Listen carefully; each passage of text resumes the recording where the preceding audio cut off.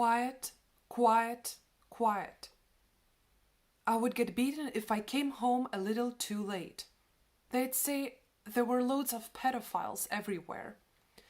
And really, not only once. I saw men in bushes, pants pulled down, jacking off, staring at children. Maybe just like the thousands of stray cats and dogs one year. They were all taken to the pound, and in the streets were left only the less dangerous bums. The druggies I wouldn't see by daylight.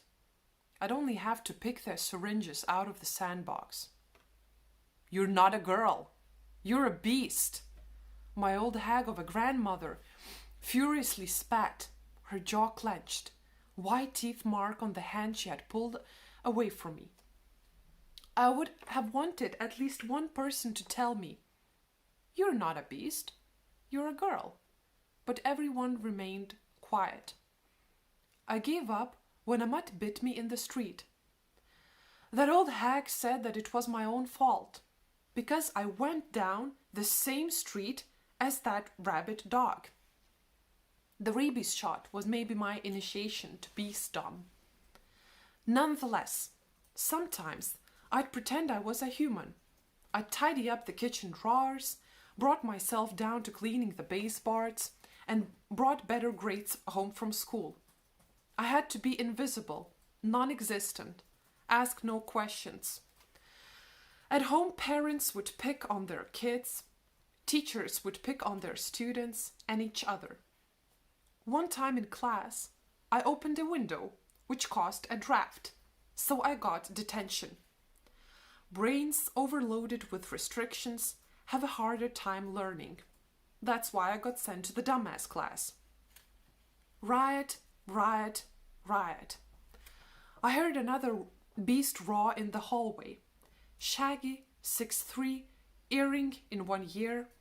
He asked to be called Samuel.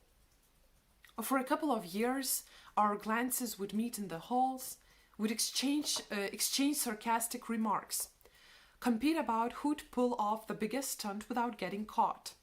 In December, I won by putting snow into the overhanging lamps. In the library, we'd learn Latin phrases by heart while acting like Satanists. We both had itchy teeth.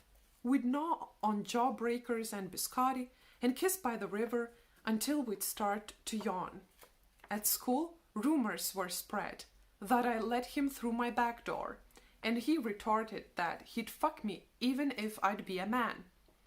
We poured into our empty heads Ginsberg, Kerouac, Bukowski, Chekhov. We took to writing, publishing our own newspaper, and after the first issue, it was banned and distributed illegally. Samuel composed madly good poems. Around us started a circle of sympathetic art punks. But at some time, he let it slip that he'd like to shoot everyone at school. For a long time, the teachers had been trying to get rid of us. They didn't believe that the threat was just a quote from a poem of his. The police came.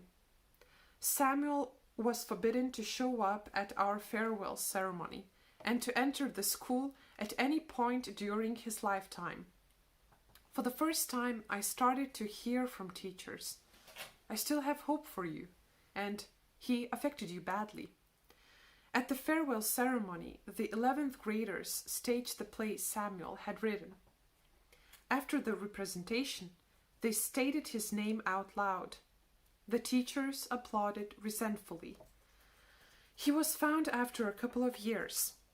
I heard that someone got paid to deliver the carcass so it could be checked for rabies.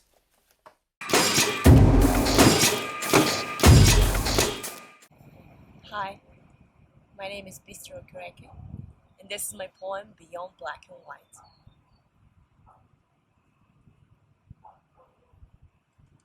I'm not black, and I'm not white. I am the point between black and white, the middle of the cookie. I am between the continents, dot, ending in gray. the bird that swims, the unanswered question, and the awkward truth. I'm the solitude in a black-white world. Child of black man, white woman. A girl with curly dark hair, and the girl with too light skin.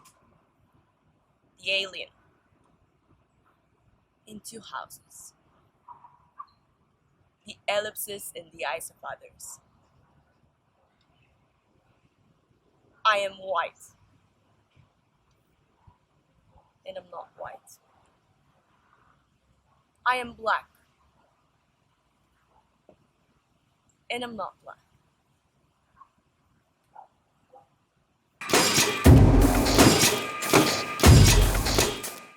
And these stories of disappearances, they were told on the mouths of the storytellers and the singers and the balladeers of that time and that place, and passed from court to court. And they would sing of the fairies under the green hill. But these weren't fairies with tutus and wands and teeth in their pockets. These fairies were taller than you or I. Formidable beings. Beautiful. Unreadable, with a whole set of moral codes and systems completely other to our own. And the ballads would tell of Carter-Hall, a greenwood copse. In the middle of the copse was a clearing, and in the middle of the clearing, a well. And tumbling over the stone walls of that well were roses, blossoming, blousy petals, pink, red, white, emerging from stems punctuated by sharp, hard thorns. And it was said, good people of Boiling Wells, that a fairy guarded the well at Carter-Hall, who went by the name Tamlin. And it was said that he was gorgeous, irresistible, and the ruin of many a fair maid who ventured into the woods. But although this story is called Tamlin, it's not really about him. It's about Janet. Who's it about? Janet. It's about Janet, well done. Janet, with curly red hair and green eyes and an appetite for adventure. She was the youngest daughter of the Earl of March, who was a kind, honest man by all accounts. You can go anywhere you like on my land, young girl, except Carter-Hall. Don't ever go to Carter-Hall, he would tell his daughter. But these don'ts, these mustn'ts, Janet wasn't very good at them. Don't slouch. Don't be too big or too small. Don't be too bold or too shy. Don't eat that apple. Don't open that door. Don't flirt. Don't talk to strangers, and don't ever go to Carter-Hall. These words were irresistible to Janet. And when she was a little girl, she loved nothing more than to sneak out of her room at night and find her way to the back of her father's hall. She'd hide behind a curtain and peep out. As the candles in brackets on the walls burnt low and the wax dripped on the flagstone floor and the tables were laden with meat and cheese and bread and wine and ale and the fire burnt low, and when everyone was full, a balladeer would step onto the stage and sing, and Janet would listen. Oh, I forbid you ladies all who wear gold in your hair to come or go by Carter-Hall, for young Tamlin is there, oh, young Tamlin is there. For there's none that go by Carter-Hall, but they leave him a pledge, they that leave their skirts so green, or else their maidenhead, it's said, or else their maidenhead. When Janet was about 17, it was midsummer, and the castle was sleeping, and she was lying in bed, and she wasn't sleeping, she was restless, and she'd kicked off her sheets, and she could hear the owl hooting in the greenwood. Can I hear an owl hooting in the greenwood? Lovely. A whole flurry of owls. You heard that owl? She got up. She put on her green skirt, she tied it just above the knee so she could move quickly and easily. She laced on her boots. She crept through the castle. And when she got to the kitchen door, she heard a sound. She peeped in, and there, sitting on a stool, was the kitchen lad. And over his knee was a freshly killed white goose. And he was plucking the feathers, and they were pluming up and landing into a metal bucket on the floor. Dronas. Tik 6 valandos traukiniu su vienu persėdimu ir ji Liuksemburgo stotyje. Ir aš idiotas atvažiuoju 2 valandom anksčiau, tad blaškausi šiandien ten rūkau kas 2 minutės ir aišku pastebėjęs atvažiuojant traukinį suvokiu, kad sumaišiau platformas. Laukiau tavęs 2 valandas, kalbu uždusęs, jį pasižiūri į mane kaip į naivų berniuką, irzliai šyptelė, aš irzliau nusišypsau, iš burnos iškrenta maisto likutis. Tau kabėse kažkas įstrigė, jie judino tabako, parodau dantis, jie juokėsi, aš nebe. Kai pirmą karo dieną važiavau traukiniu iš Harkivo, aplink nuolat krito bombos. Ji nutyla, užsižiūrėjusi judančius vagonus. Atsargiai praveriu burną. Žinai, Klaipėdoje mašinoms pervažiuojant per tiltą metalinės plokštės garsiai dunda. Viena ukrainietė pasakojo, kad kai tik išgirsta tą dunksėjimą, jai pasidaro silpna. Tad laikosi toliau nuo to tilto. Pasakodama nesulaiko ašarų. Išgyveni ką nors panašaus, ji žaismingai papurto galvą. Nejau pamiršai, kokia esu, tik nekalbėkime apie karą, gerai? Taip, dabar kas antras karo ekspertas. Tai kaip laikais? Visai būna, kad nelabai suprantu, kas esu, lyg matyčiau save iš trečio asmens perspektyvos, stebėčiau save iš šono, neturėdama jokios įtakos gyvenimui. Todėl visada bandau išlaikyti vieną mintį, kol jį įaugs į smegenis, kad tai aš, ta aš, kuri yra čia, esu aš pati ir nieko daugiau, o svarbiausia, kad kažkas, o ne niekas. Juokinga, kai pagalvoju, bet kito apibūdinimo nerasčiau, o tu kaip laikais.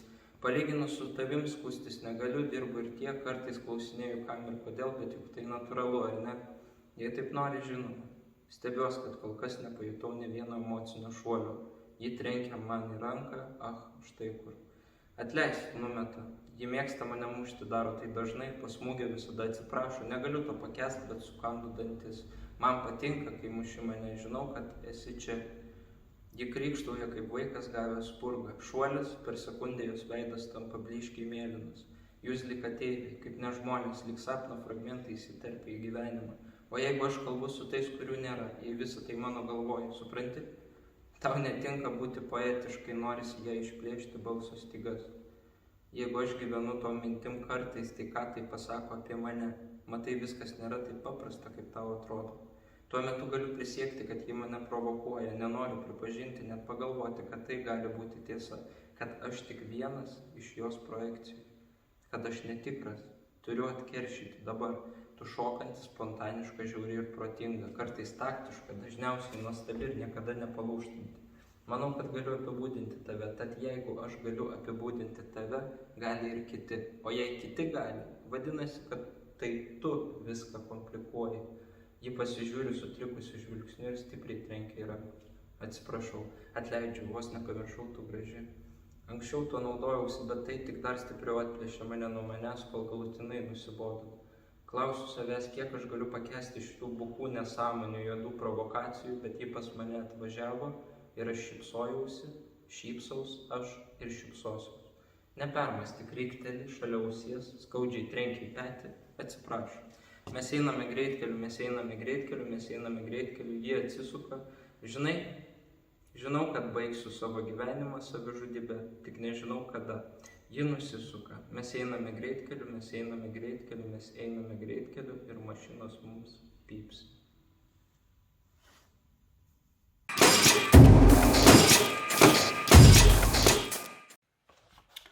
Hello. Jedna z objawionej kniги pjesma i jedna će biti iz neobjavljena. Stijena. Udarila munja od kamen ponosan, napravi s tim val vjetra zanosan. Kamen se tomu nadao nije, ko to ipak kamenu učiniti smije. Ali smije, ova munja ponosnija, ona ga nadvladala, postala zanosnija. Kamen se razišao na komada mnogo. Krenut će se opet spajati, ali će mu vladanje biti strogo. Postaće od tih komada onda stijena, onda će biti jača za svakoga sjena. Ali gromova će za nju uvijek biti, od toga se ni stijena ne može sakriti. Next one. Psujem abecednim redom. Udarim se često o mali prst na nozi, pa se prisjetim imena svakoga u lozi. Psujem onda sve abecednim redom, da bi bol bila zaliječena komedom. Nekad ne bude, ma nikad, pa psujem još više. Toliko da mi i čukundje dotkiše. Namogrodim se kao kosna miša, psovke onda padaju ko kiša. Drobim, tako mu sitniša, ovdje nisam štediša. Krivo mi je sve i svako, a osim stola nikome nije tako. No, ja sam tu počeo prvi, ali ne dam se dok ne bude krvi. Nije do boli, vješto me tako snađe, da je nekog drugog, ja bi vas da rađe. Ne ide to tako, znam i sam, ali zbog toga sam bijesan i neradostan. Kao da se drugi sa istom mukom ne tuku, kao da bi to ublažilo mi muku. Psujem abecednim redom, dok bol ne bude zaliječena komedom. No, nije do meda, nit imenica što izredah, nego samo sam trebao predah. Vrijeme jedno da dođe, a drugo da ode, za malo distrakcije bol da me ne bode. Postanem onda potišten i posramljen, iako posao je već obavljen.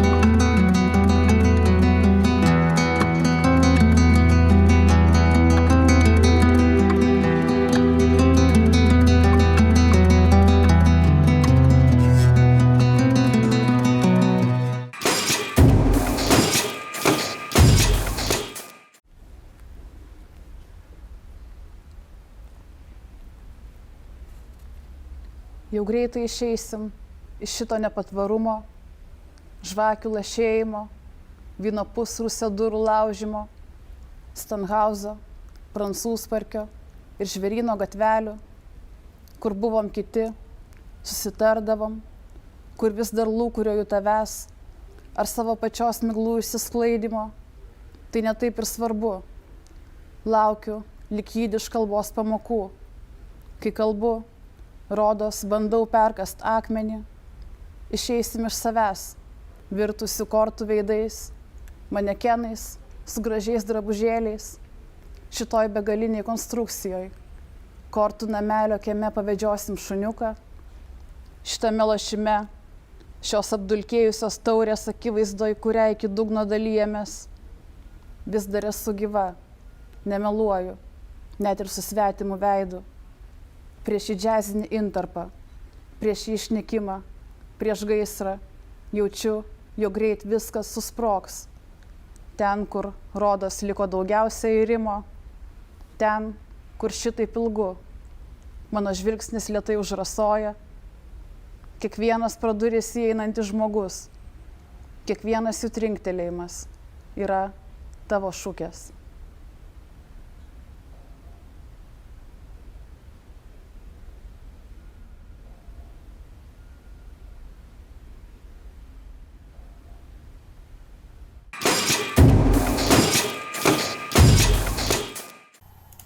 Ποτέ δεν τα πήγαινα καλά με τη θεία Μπλαγκόροδνα. Αυτό είχε ως αποτέλεσμα να μην μπορώ να κατανοήσω γιατί η μητέρα μου επέμενε τόσο έντονα να καθίσω δίπλα της στο οικογενειακό τραπέζι. Τα λαδωμένα μαλλιά της έπεφταν στο μέτωπό της, ενώ η κρεατοελιά πάνω από το δεξί της φρύδι προεξήχε περισσότερο από ποτέ. Οι επικριτικές ματιές που μου έριχνε κλεφτά κάθε λίγο έκαναν την κατάσταση ακόμα πιο ανυπόφορη. Τρώγοντας με λεπτεπίλεπτες κινήσεις στο φαγητό της, δεν μπορούσα παρά να παρατηρήσω την εμφάνισή της να αλλοιώνεται σταδιακά. Η επιδερμίδα της, που άλλοτε είχε το χρώμα του ελαιόλαδου, γινόταν κάθε δευτερόλεπτο που περνούσε όλο και πιο χλωμή. Πεινασμένα ζωήφια ξεπρόβαλαν ξαφνικά πάνω στο σώμα της, καταβροχθίζοντας την νεκρωμένη σάρκα της. Εν τω μεταξύ, η ίδια συνέχισε να ρουφάει η χειρά τη σούπα της, αμέριμνη. Το αριστερό μέρος του προσώπου της είχε ήδη σκελετοποιηθεί, όταν το βλέμμα μου στράφηκε προς τη μεριά της οικογένειάς μου. Συνέχισα να τρώνε ανενόχλητη, μιλώντας και γελώντας δυνατά, σαν να μην συνέβαινε τίποτε. Την ίδια στιγμή που το σώμα της είχε αποσυντεθεί εντελώς, γεμίζοντας το μικρό δωμάτιο με μια φρικτή δυσοδεία. Δεν της είχε απομείνει πλέον καθόλου δέρμα, παρά μόνο κόκαλα και μερικές στούφες από τα μαλλιά της. Κλείνοντας τα μάτια μου για μια στιγμή, ώστε να καταφέρω να αφουγκραστώ πλήρως την κατάσταση, ένιωσα να προσγειώνομαι βία πάνω σε ένα κρύο δάπεδο. Ήταν σκονισμένο, δίνοντας μια αίσθηση εγκατάλειψης. Κοιτώντας γύρω μου, συνειδητοποίησα ότι βρίσκομαι μέσα σε ένα στενό διάδρομο ενός παλιού νοσοκομείου. Παρατήρησα έναν πίνακα ανακοινώσεων με κυτρινισμένες σημειώσεις, κάτι σκουριασμένα φορεία διάσπαρτα εδώ και εκεί και την επιγραφή χειρουργείο πάνω σε μία από τις τυρκουάζ πόρτες. Βαδίζοντας προς το χειρουργείο, μου φάνηκε ότι άκουσα κάποιες φωνές. Κρυφοκοιτάζοντας από τη χαραμάδα της πόρτας, είδα έναν άντρα και μία γυναίκα με στολές γιατρού να μιλάνε. Ίσως να μπορούσαν να μου δώσουν κάποια εξήγηση για το πώς βρέθηκα εδώ. Μπαίνοντας στο δωμάτιο, ένιωσα το βλέμμα και των δύο τους να καρφώνεται πάνω μου. Η γυναίκα με κοίταξε, χαμογελώντας μου με έναν τρόπο σχεδόν ρομποτικό. Η έκφρασή της ήταν διαπεραστική, διεισδύοντας τα βάθη του μυαλού μου, οδηγώντας με σε έναν κόσμο δίχως γυρισμό. Χωρίς να πει κουβέντα, μου άπλωσε το παγωμένο, σχεδόν σαν άψυχο χέρι της. Με το μυαλό μου σχεδόν άδειο, σαν κάθε στοιχείο της προσωπικότητάς μου, καθώς και η δύναμη της βούλησής μου να έχουν χαθεί, την ακολούθησα και κατέληξα να ξαπλώνω πάνω σε ένα μισοχαλασμένο ράτζο.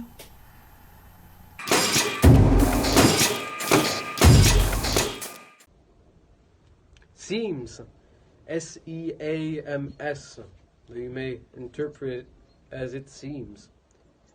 There have been cold wars and wars much warmer, and during both, a mushroom shroud lulled us to sleep into atomic nightmares, pompously brandishing the worst we could imagine.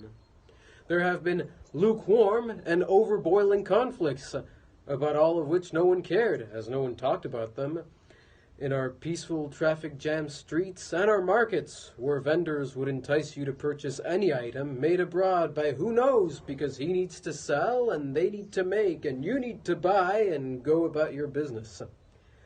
"What next?" asked the younger ones. "What do you mean, what's next?" said the father. He added, knowing what they had meant, "This is it! This is the best as we know it, and will know it. Democracy, nations, growth, and competition.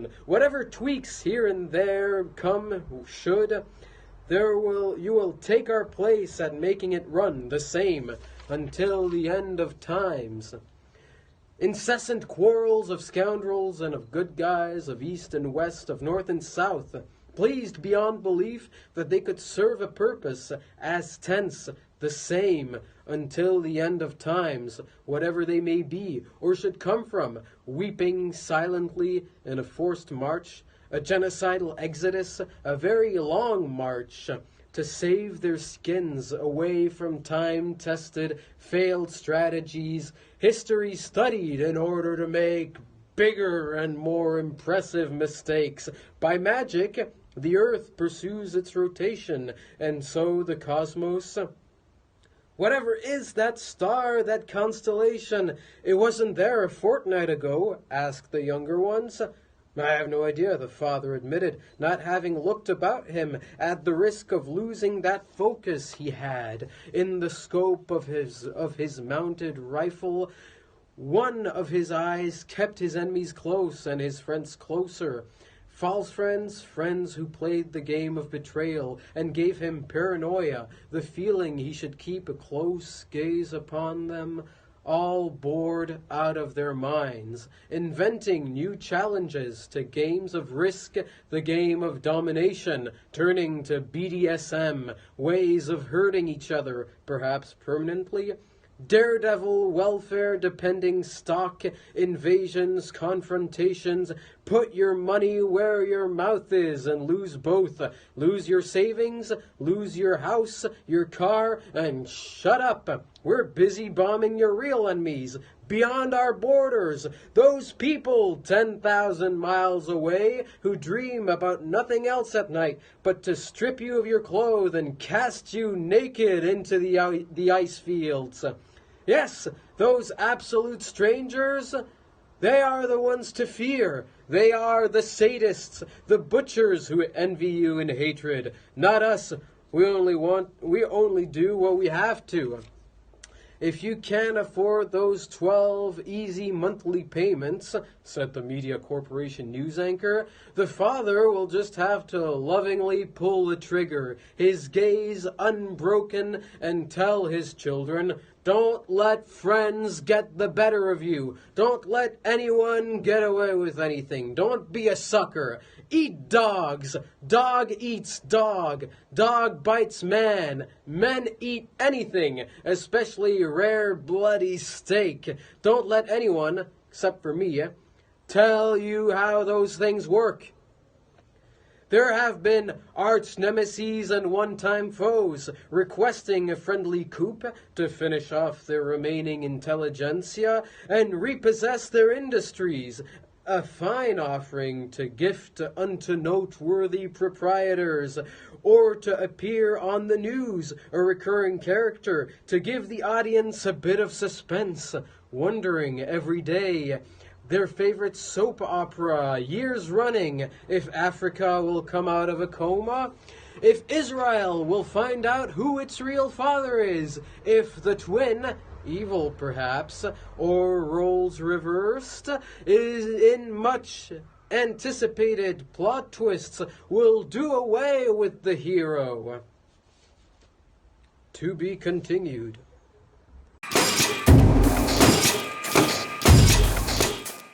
Ljubavno pismo gradu koji se više ne javlja. Ti si retardiran i glup, zato jesi moj grad. Nikad me nemoj napustiti. Vodi me lelujavu i pijanu na moj zadnji bus. Prepoznajem ga po jedinstvenom smradu, nepostojećoj klimi, ojkačama na playlisti. Grade moj, volim te, volim. Šta Evropa, Francuska, šta Berlin, šta? Ti imaš najljepše oči, tako me temeljno svlačiš.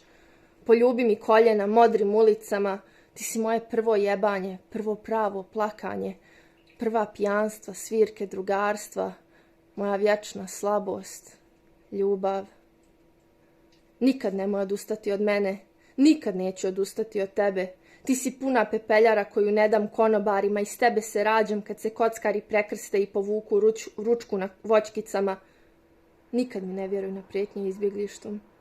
To ti samo udaram čežnju jer želim da me stisneš jače, da mi kažeš ljubavi, čitaj Kavafija, sve je istina. Jedan grad, jedna zemlja, jedna čežnja, ti i ja, grade moj. Ne budi stranac, Uvijek sam htjela da ti pripadam. Zašto se praviš da me ne poznaješ? Reci da sam tvoja ljubav, mezimica, da me se sjećaš iz tinejdžerskih dana sa dvolom nektara u parkiću i zbunjenim okama. Ja sam tražila tebe. Mrzim te. Tvojih 100 lica, ti si goli beton i golubja govna, dobro lektorisan govor mržnje. Ja sam tvoja, zašto me ne vidiš? Kragu i ti, tvoje nastavnice srpskog sa šarenim maramama oko vrata, obiljem pridjeva u rukavu, one uvijek znaju bolje, one su uvijek nosile tvoje burme i pljuvale po mojim sastavima, jer sam tvrdila da je najhrišćanskije davati ljubav svima, za uzvrat uzimati ljubav, ali one su vidjele samo kurva, kurva, kurva i nijedan pridjev ispred. Grade, malaksali kurcu, frustriraš me, dovodiš do ludila. Ja bih da ti dam sve, a ti tromo blejiš, brojiš ovce, razvijaš paraplegiju. Šta sam ti ja? Neka diplomica da me izložiš za goste, suvenir školjka iz Sutomora, što je svakih par godina prisloniš na uho. Praviš se da slušaš more, oluju, budućnost. Zajebi me s tim. Ti si džaner koji se od sutra skida s dopa, a prvom prilikom krade babi penziju i juri zmajeve u hemijskom klozetu. Grade moj. Govno, licemjerno, šizofreno. Ne bih te mijenjala ni za jedan drugi na svijetu.